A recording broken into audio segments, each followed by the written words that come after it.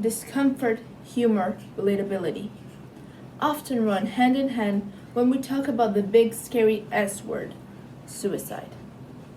Hello, my name is Andrea, and as Sarah, the original speaker on this TED Talk, I have also dealt with depression.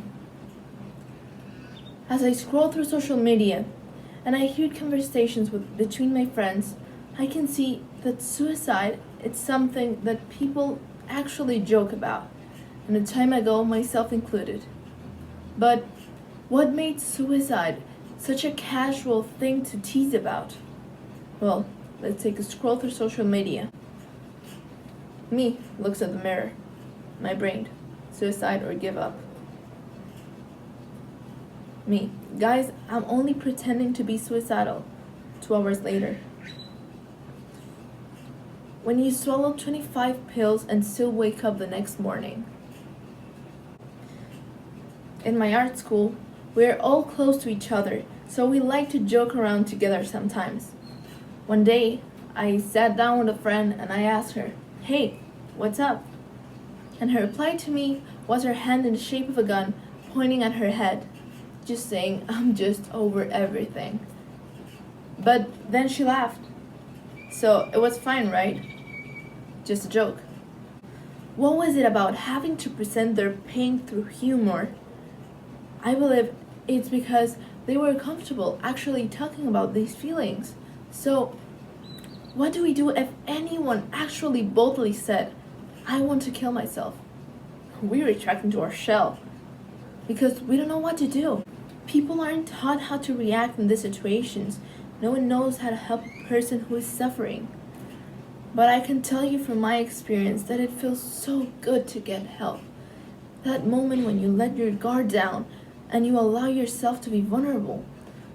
Unfortunately for me, I let my guard down with the wrong people, and I ended up hurting more because of that. I don't talk to them anymore, but I don't think they're a bad person. We are so young, and if you haven't dealt with mental illness directly, you don't know it. If you weren't educated properly you are supposed to react in these situations, you don't know what to do, what to say, or how to feel. Discomfort is what drove us apart. Discomfort crumbled our relationship. And I feel sorry for them. And I feel sorry for every little girl who can't cry, and every little boy who can't get angry. Because they have to keep it inside, because if they let it out, it will make the other people uncomfortable. And we're taught that that's wrong.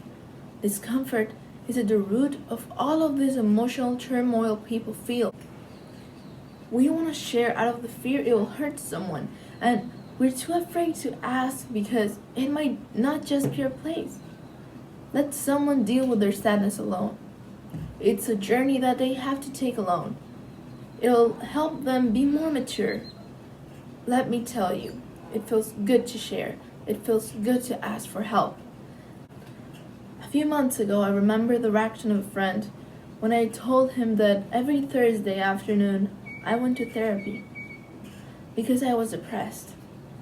It took some time for him to treat me the same again, and I feel bad for him that he was so uncomfortable with me, his friend. And Sarah shared with us that her religion teacher taught the class that people who commit suicide go straight to hell. That there is no chance for them getting into heaven because they took away the most precious gift God can give you, life. And don't get me wrong, life is beautiful, but I feel sorry for her because she was so uncomfortable that people can hurt so bad that they end a life. We need to stop oversharing online and undersharing in real life and start reaching out. Reach out to others that you may see in pain. Reach out to yourself, ask for help, share your emotions. Because there's something so wonderful about being human, that we have all of these emotions.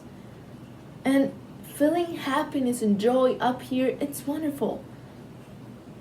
But there is also a beautiful part about feeling the depths and the despair and hopelessness.